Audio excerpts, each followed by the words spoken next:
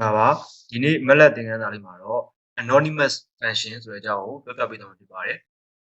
anonymous function ကိုတချို့ဆရာတွေကပြောတာကသူက inline function ဒီမျိုး function handle ဆိုပြီးတော့အဲ့လိုမျိုးပြောတာရှိတယ်အဲ့ဒါက inline function ကမက်လက်အရင် version တွေဟိုဖြစ်နိုင်တယ် inline function ဆိုဖြစ်တယ်အခုနောက်ပိုင်းမှာဆိုရင်မက်လက်မှာ anonymous function ဆိုပြီးတော့သူကအဲ့လိုမျိုးပြောင်းလဲပြီးသုံးတယ်အဲ့တော့ကျွန်တော်လည်းနောက်ပိုင်းversion နဲ့လိုက်ရောညီတွေ့အောင် anonymous function တွေကိုပြောသွားမယ် anonymous function တွေကဘာလို့လို့လဲဆိုတော့ပြောခဲ့တယ်ရှေ့မှာဆို function file တွေရေးတဲ့အခါမှာအဲ့ function file ထဲမှာ program တွေထဲမှာ function file အပေါ်ဆုံးက function definition line ပြီးရင်မှာ head တဲ့အဲ့ဒါထားတော့အရင်ကြည့်ပြီးရင်မှာ program ပေါ့ function body ပေါ့ဒါလေးက main body ပေါ့ပြီးရင်မှာ and ဆိုပြီးရှိမယ်အဲ့ဆိုရင်ဒီထဲမှာသူကနောက်ထပ်ရိုးရှင်းတဲ့နော် function လေးတွေဖွဲ့တဲ့အခါမှာဆိုရင်သူက function file တက်ဖွဲ့တယ်မလို့ဘဲနဲ့ဓာတ်ရိုက်အနေနဲ့ function လုပ်လို့ခြင်းဖြစ်တယ်ကျွန်တော်တို့ရေးတဲ့ function file လိုမျိုး function file အပြည့်ရေးရမလို့ဓာတ်ရိုက်သူကဆိုf4a ဆိုရင် f4a ဆိုရင်ဒီဘက်တောက်လျှောက်ရေးတယ်လို့ပဲเนาะရှေ့ကပြောခဲ့တယ်အဲ့တော့ဘယ်လိုဖြစ်သွားမလဲ f ဆိုပြီးတော့ရေးခဲ့တယ်အဲ့ f ထဲမှာကျွန်တော်သူ့ရဲ့ပုံစံရဆိုရင်ဒီမှာသူက assign နဲ့ရေးရတယ် h ဆိုပြီးရေးရတယ်ပြီးတော့ဒီဘက်က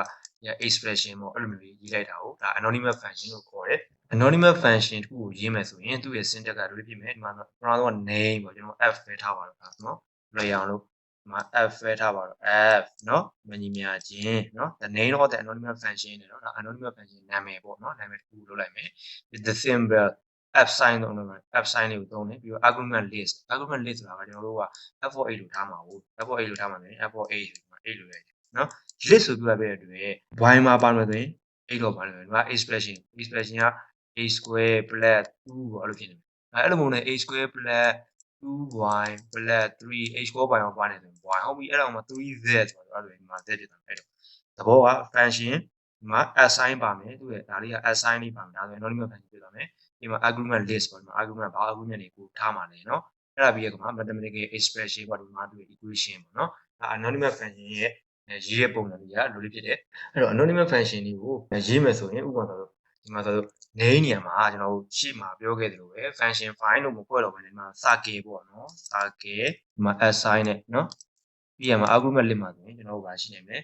h နဲ့ y ပဲထားပါတော့เนาะ h နဲ့ y h and y expression မှာကျွန်တော်တို့ဒီခုရှိမှာပေါ့ a square plus y square plus 5ဆိုလိုမျိုးအဲ့လိုမျိုးရှိနေမယ်ဒါမျိုးဆိုရင်ဒါသူ့ရဲ့ circle ဆိုတဲ့ anonymous function တစ်ခုကိုဖွဲ့လိုက်တာဖြစ်တယ်เนาะအဲ့တော့ပုံစံလေးရေးကြည့်မယ်ဆိုရင်ဥပမာဆိုလို့သူ့ရဲ့ပုံစံကမှာ f4a เนาะ f4h equal e power a square square root of a square plus 5ဆိုလို့ရတယ်ကျွန်တော် anonymous function နဲ့ဒါကိုရေးကြည့်မယ်ဆိုတော့เนาะရေးကြည့်မယ် command window မှာကျွန်တော်ဒါရေးကြည့်လိုက်မယ် f8 เนาะညီမြချင်းသူ့ပြောတာ assign เนาะ h ပဲတစ်ခုပဲလုပ်မယ် ah ehb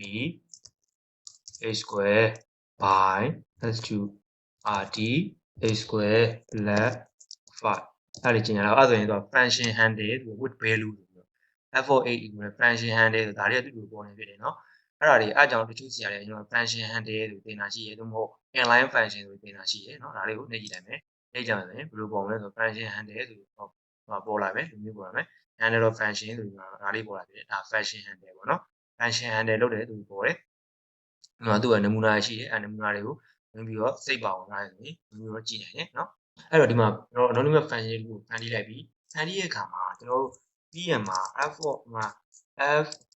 ပေါ့အဲ fh ကိုမှကျွန်တော်ကမှာ2ဆိုတာ2ဆိုရင်ဟောအဲ့ဆိုရင်သူဒီနေရာမှာ h နေရာမှာ2ရေးထည့်တယ်အဖြေကိုထုတ်ပြရတယ်เนาะအဲ့တော့ရှေ့မှာပြောခဲ့သလိုပဲတကယ်လို့ဒါကျွန်တော်တို့ဒီနေရာမှာဒီ function နေရာမှာကျွန်တော်ထည့်တာက h နေရာမှာတစ်လုံးလည်းမဟုတ်ဘူးကျွန်တော် array ပေါ့သို့မဟုတ် vector အနေနဲ့ထည့်မယ်ဆိုတော့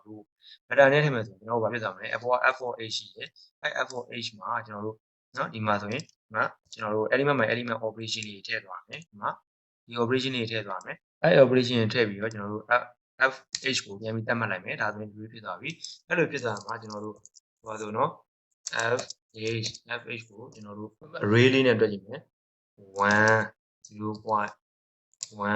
1.5 2သဘောအဲ့လိုမျိုးနဲ့တွက်ကြည့်မယ်အဲ့ဆိုရင်ဒီလိုမျိုးအဖြေထွက်လာဖြစ်တယ်เนาะအဲ့လိုမျိုးနဲ့ကျွန်တော်ကြိုသတ်မှတ်ခဲ့မယ်ဆိုတော့y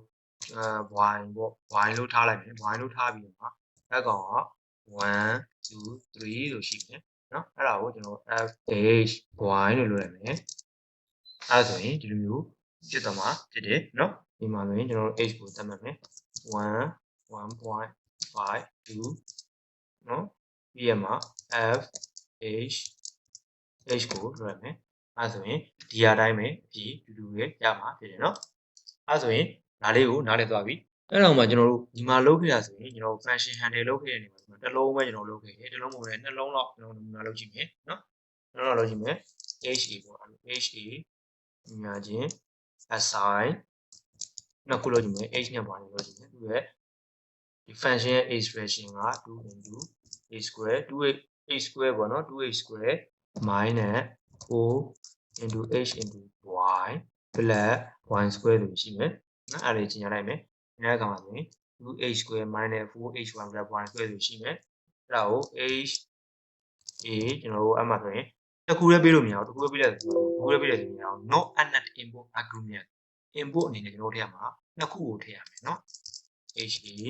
ha ဒါသိအောင်လို့အခုလည်းကျွန်တော်လုပ်ပြချက်ဆို2.3 2.3ထည့်ရတဲ့အခါမှာဆိုရင် h နေရာမှာ2ဝင်သွားမယ် y နေရာမှာ3ဝင်သွားတာလေးရှင်းရှင်းဖြစ်တယ်နေတယ်မယ်အဲဆိုရင်အဖြေက -7 လို့ထွက်လာမှာဖြစ်တယ်နော်ဒါဆိုရင် anonymous function ကြီးကို anonymous function ကဘယ်လို anonymous function ဘယ်လိုအလွယ်သုံးလို့ရတယ်ဘယ်လိုတွက်လို့ရတယ်ဆိုတာကိုနားလည်လိမ့်မယ်လို့ထင်ပါတယ်เนาะအဲ့တော့ function handle တို့ inline function တို့ပြောတဲ့အခါရတယ်ဒီ anonymous function ဘောလေးနဲ့အတူတူပဲဖြစ်ပါတယ်เนาะအားလုံးကိုကျေးဇူးတင်ပါတယ်